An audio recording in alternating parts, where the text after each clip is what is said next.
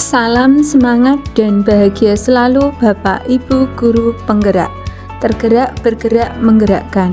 Bersama lagi dengan saya Rahma Sulistioningsih, Sarjana Pendidikan, calon guru penggerak Angkatan 10 SMK Kristen Peden Kabupaten Klaten. Pada kesempatan kali ini, saya akan melakukan wawancara dengan dua kepala sekolah tentang bagaimana cara pengambilan keputusan jika mereka mengalami dilema etika. Selamat menyaksikan. Untuk kepala sekolah yang pertama yaitu Ibu Teresia Retno Widyastuti SPD dari SMK Kristen Peden. Selamat siang Bu Retno. Siang Bu Retno. Baik, terima kasih Bu Retno.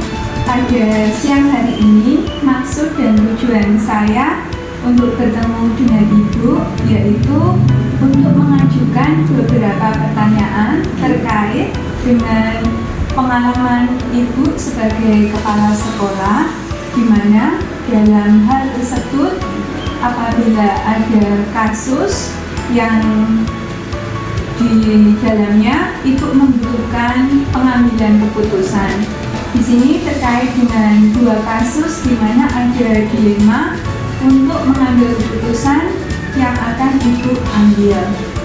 Untuk pertanyaan yang pertama yaitu selama ini bagaimana Ibu dapat mengidentifikasi kasus-kasus yang merupakan dilema etika atau rujukan moral ya Bu?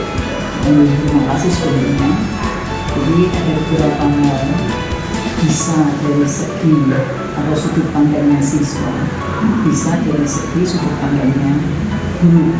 Artinya kasus yang menimpa adanya dilema etika ini mungkin juga dari segi murid juga bisa, dari guru juga bisa. Kami harus bisa betul-betul memilah dan memilih mana yang memang kasus itu betul-betul kasus yang wajar dalam tanda petik atau kasus itu masih berhubungan dengan etika atau norma yang tidak bisa kita ambil keputusan sejenak. Sehingga di dalam hal ini cara mengidentifikasinya ya memang harus mendudukkan perkara itu di tempat yang semestinya. Karena kita tidak bisa mengidentifikasi hanya cuma ini seperti ini perasaan itu nggak bisa, tapi memang betul-betul harus kita analisis betul ini masuk kelompok yang baik Ibu. Ya. Baik Ibu, terima kasih. Kemudian untuk pertanyaan yang kedua yaitu selama ini bagaimana Ibu menjalankan pengambilan keputusan di sekolah Ibu, terutama untuk kasus-kasus di mana ada dua kepentingan yang sama-sama benar dan sama-sama mengandung nilai kebajikan Bu. Sama-sama benar, sama-sama mengandung nilai kebajikan. Nah, kalau menemui kasus yang semacam itu, maka kita harus melihat dulu tujuan prioritasnya yang mana yang akan kita ambil, karena tidak ada yang jelek ya, sama-sama mengandung kebaikan. Contoh, kalau ada siswa kita yang sekolah, tetapi di dalam sekolahnya dia juga harus bekerja. Nah, satu segi anak ini harus memenuhi syarat-syarat utama di dalam sekolah, tapi segi yang lain dia juga harus bekerja. Nah, maka dengan seperti ini kita harus betul-betul bisa berdiskusi dengan anak, menyampaikan ke anak segi positifnya apa, segi negatifnya apa, sehingga dua hal ini bisa berjalan bersamaan tanpa ada yang dihentikan. Misal kalau anaknya mementingkan bekerjanya kan sekolahnya juga terabaikan. Sebaliknya, mungkin kalau mementingkan sekolahnya melulu, maka mohon maaf secara finansial dia tidak bisa terpenuhi karena memang tidak ada yang ngurusi. Contohnya namanya kita harus betul-betul memahami betul seperti apa untuk mengambil keputusan supaya tidak salah keputusan. Baik Ibu. Berikutnya langkah-langkah atau prosedur seperti seperti apa yang bisa atau biasa Ibu lakukan selama ini, Bu? Kalau penanganan anak biasanya kan ada masukan, karena kadang-kadang selaku kepala sekolah tidak menjumpai langsung ya.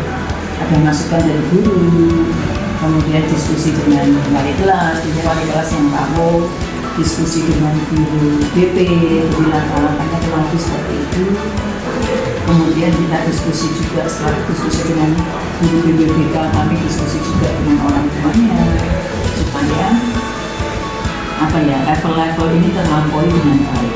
Jadi tidak langsung diambil satu keputusan, tapi kita memang harus mencari informasi betul dari sudut pandang siswa bagaimana, dari sudut pandang guru atau wali kelas seperti apa, dari BK memberikan satu solusi, apakah itu bisa disepakati bersama atau tidak. Ya, baik Ibu, untuk hal-hal apa saja yang selama ini Ibu anggap efektif dalam pengambilan keputusan pada kasus-kasus dilema etika yang terjadi, Bu? Kalau menurut saya ya adanya komunikasi masih harus komunikasi, benar-benar komunikasi real, komunikasi yang memang jujur antara kedua belah pihak. Sehingga dengan adanya komunikasi yang baik ini, misalkan terjadi miskomunikasi, segera bisa tertangani dengan baik. Baik Ibu,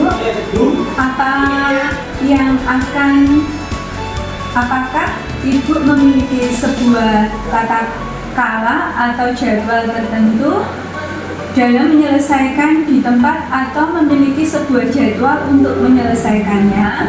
Bentuk atau prosedur seperti apa yang akan Ibu jalankan ya, Bu? Kalau jadwal secara khusus tidak ada, memang kami tidak membuat, jadi sifatnya insidental karena pengambilan keputusan yang melibatkan dilema etika itu kan tidak selalu ada, sebenarnya tidak selalu ada, maka saya bilangnya insidental, tapi ketika itu terjadi maka harus segera lanjut. Baik Ibu, kira-kira hal-hal apa saja yang selama ini merupakan tantangan dalam pengambilan keputusan pada kasus-kasus dilema etika ya, Bu? Banyak tantangannya dari pihak dalam itu baik guru, mungkin karyawan, kemudian kalau hubungannya dengan siswa ini dari pihak intern siswa yang kadang-kadang tidak mau terbuka sehingga tiba-tiba muncul suatu kasus. Kemudian ada istilah saya kurang kesungguhan hati untuk menangani kasus yang ada dari pihak-pihak tertentu, sehingga ketika ini ada hal-hal yang tadi saya matur sifatnya tidak disampaikan secara gamblang, maka akan terjadi miskomunikasi, sehingga hal ini kan nanti akan menyebabkan masalah-masalah itu bukannya semakin selesai tapi akan semakin menumpuk. Baik Ibu, adakah seseorang atau faktor-faktor apa yang selama ini mempermudah atau membantu Ibu dalam pengambilan keputusan dalam kasus-kasus dilema etika tersebut, Bu? Tentu saja kepala sekolah itu sangat terbantu. Banyak faktor yang sangat membantu, yaitu kalau tanya seseorang itu biasanya yang paling membantu yang pertama itu dari jajaran teman-teman guru, juga teman-teman karyawan. Kemudian ketika itu hubungannya dengan masalah bisa melibatkan manajemen, bisa melibatkan teman-teman di BPBK selaku bukan lagi, tapi yang memberikan solusi. BPBK itu kan memberikan pilihan, bukan punishment, tapi pilihan. Kalau segi positifnya seperti ini, segi negatifnya seperti ini, nah mau milih yang mana? Itu kan BPBK seperti itu. Sehingga dengan adanya teman-teman yang sebenarnya tim ini bisa bekerja dengan baik, maka setiap permasalahan yang ada pasti juga akan dapat solusi yang baik. Baik Bu Retno, untuk dari hal semua yang telah disampaikan, Pembelajaran apa yang dapat Ibu petik dari pengalaman Ibu mengambil keputusan di 5 etika tersebut, Bu? Yang pelajaran yang paling berharga adalah bahwa sekolah ini adalah isinya beberapa orang dan beberapa bagian. Kalau saya menyebutkan ketika teamwork ini bekerja dengan baik, maka semua masalah juga termasuk dalamnya di 5 etika ini juga akan tertangani dengan baik. Kalau ada teamwork yang baik, maka akan ada komunikasi, saling komunikasi. Ketika ada saling komunikasi, maka akan ada saling menghargai. Jadi tidak mencurigai satu dengan yang lain, tidak merasa puas dengan yang satu yang lain, tapi semuanya dilaksanakan dengan tata kelola yang baik. Maka Ibu, terima kasih. Baik Bu Retno, terima kasih atas waktu yang diberikan kepada saya. Dari Bu Retno, saya semakin paham dan dapat sambil menyerap pengalaman dari Bu Retno selaku kepala sekolah tentang pengambilan keputusan dalam suatu dilema etika. Terima kasih banyak Bu atas waktunya. Kiranya pengalaman-pengalaman dari Ibu kedepannya dapat menjadikan pembelajaran buat saya pribadi untuk lebih baik lagi. Terima kasih Bu Retno. Semoga bermanfaat. Terima kasih Bu. Untuk kepala sekolah kedua yaitu Ibu Pipit Sugiyati SPD, Kepala Sekolah SD Kristen Pinilih Estu Karangdawa. Selamat pagi Bu Pipit. Ya, selamat pagi Brahman. Baik, terima kasih Bu Pipit. Semoga selalu dalam keadaan sehat dan bahagia. Bu Pipit, di sini maksud dan tujuan kehadiran saya yaitu untuk menanyakan beberapa pertanyaan terkait dalam kasus yang ada di sekolah Bu Pipit, dalam Bu Pipit pengalamannya dalam mengambil keputusan terkait dengan pengambilan keputusan dalam dilema etika. Saya yakin Bu Pipit pasti pernah mengalami suatu kejadian di mana Bu Pipit ada 2 kasus yang bisa Bu Pipit ambil dalam mengambil suatu keputusan ya Bu Pipit ya.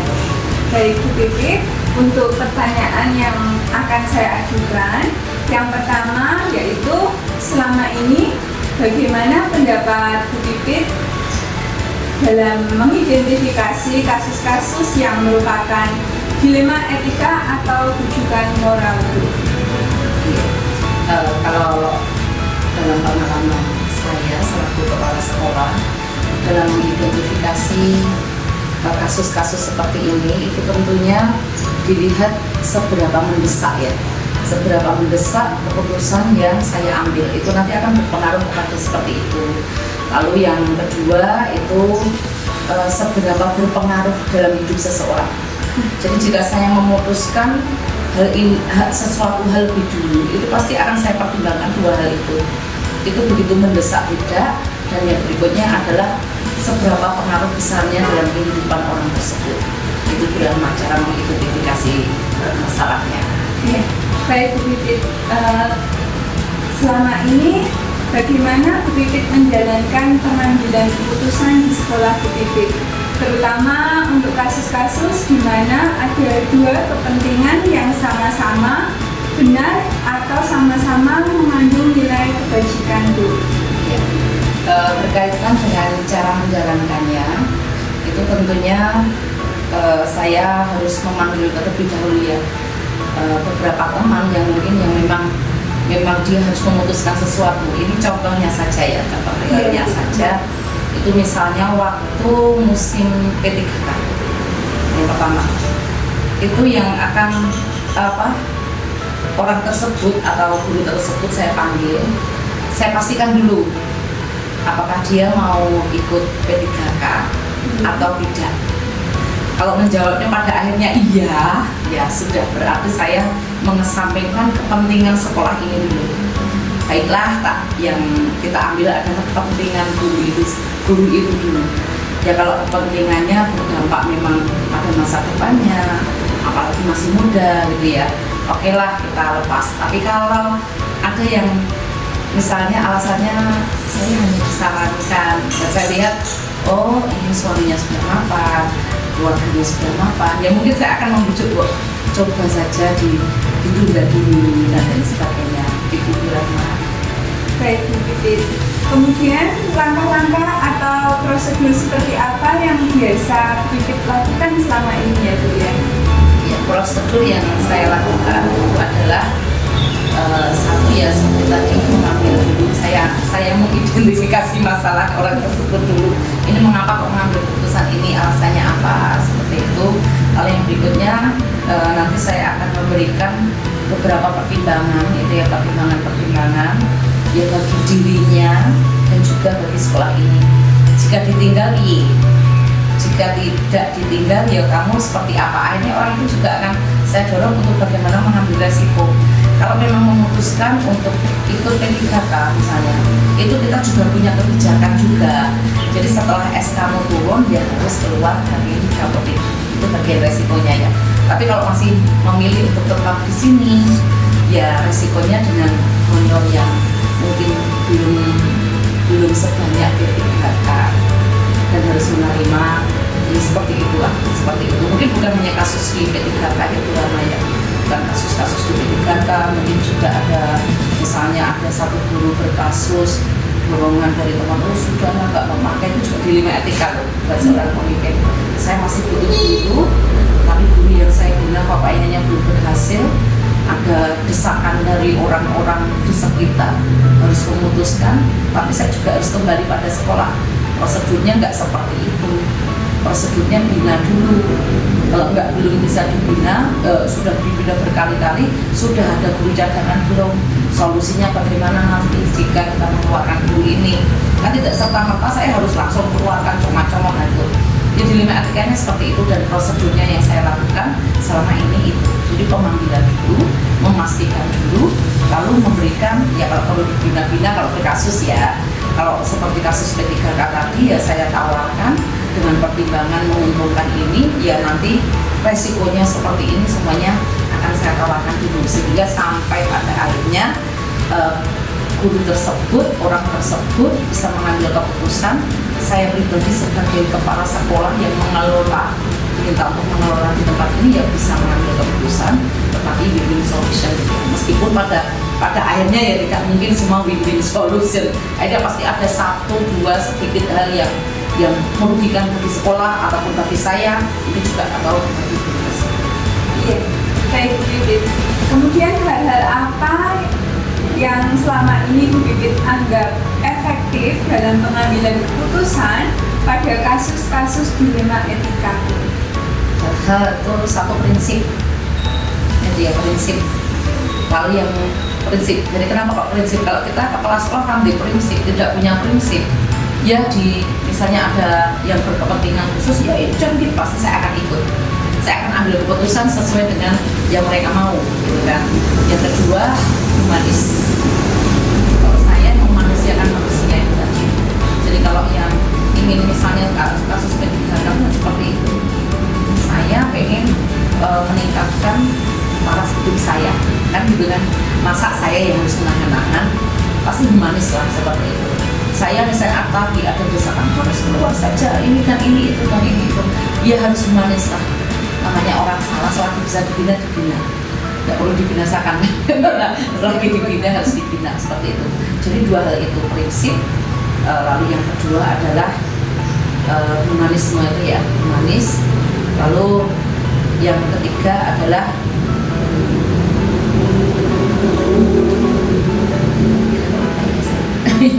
yang ketiga itu mengambil resiko, gitu ya, pengambilan resiko. Jadi apapun yang diputuskan oleh seseorang, oleh guru, oleh kepala sekolah, oleh satuan pendidikan, bahkan itu semua harus ada resiko yang diambil.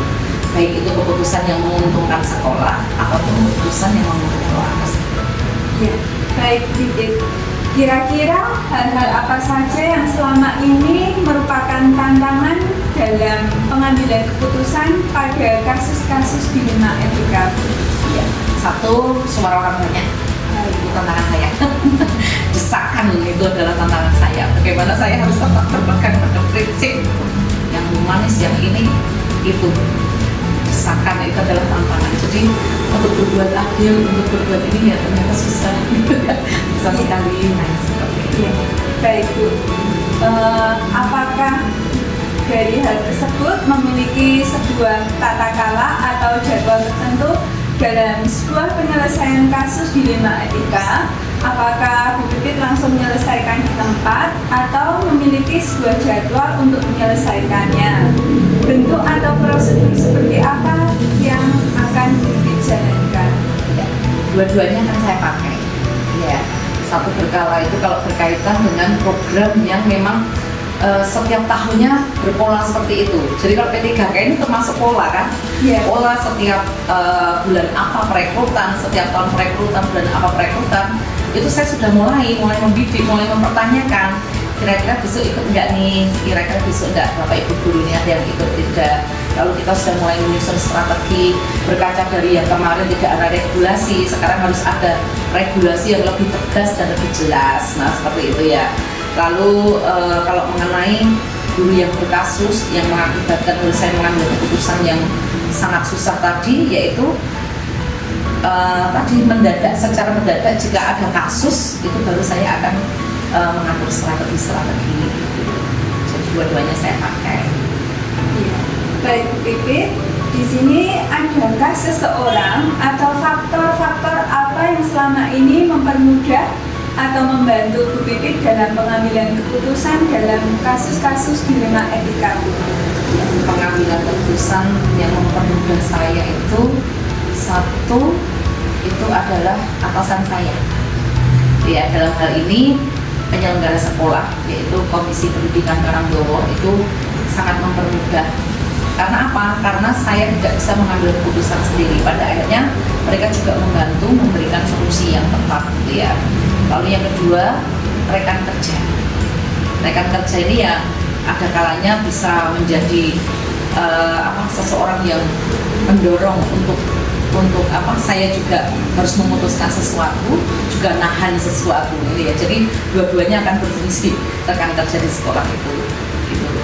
Ya, Bu Pipit, dari semua hal yang telah disampaikan Bu Pipit, pembelajaran apa yang dapat Bu Pipit petik dari pengalaman Bu Pipit mengambil keputusan dilema etika? Kalau pengalaman yang saya petik, satu memang butuh ketegasan sebagai prinsip ya. Jadi kita kalau memiliki prinsip A, yaitu tegas, tanpa melupakan manusia, memanusiakan manusia itu harus tetap kita pegang, gitu ya, tetap kita pegang. Lalu ya kalau sudah kita memutuskan sesuatu, ya ambillah resiko, tanggunglah resiko. Jangan hanya mau memutuskan resikonya tidak mau, gitu kan? Jadi itu tadi prinsipnya tegas, harus ada prinsip. Lalu humanis itu tadi, jangan melupakan bahwa ya manusiawi lah, masih manusiawi.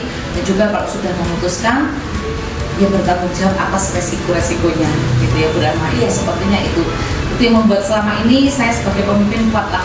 Maksudnya sedikit banyak membantu itu 3 prinsip itu dalam pengambilan suatu keputusan dalam kasus-kasus yang ada di sekolah ini. Baik Bu Pipit, terima kasih atas waktu yang diberikan Bu Pipit. Dari pemaparan Bu Pipit menambah pemahaman saya, dan dari apa yang telah dipaparkan Bu Pipit menambah manfaat bagi saya, dan tambah pengetahuan dan pengalaman dari Bu Pipit kiranya dapat saya serap untuk di kemudian hari dan mampu saya implementasikan dalam kehidupan saya sehari-hari jika suatu saat mempunyai kasus dilema etika yang sama dengan Bu Pipit. Terima kasih banyak Bu Pipit atas waktunya. Selamat pagi. Ya, terima kasih.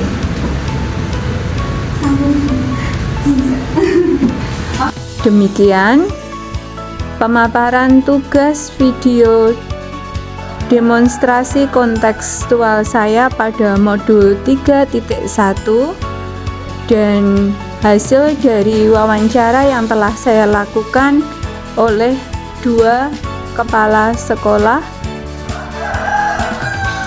di SMK Kristen Pedan oleh Ibu Teresia Retno Widyastuti SPD, dan yang kedua oleh Ibu Pipit Sugiyati SPD, Kepala Sekolah SD Kristen Pinile Estu Karangdowo. Terima kasih, semoga bermanfaat dan dapat menginspirasi.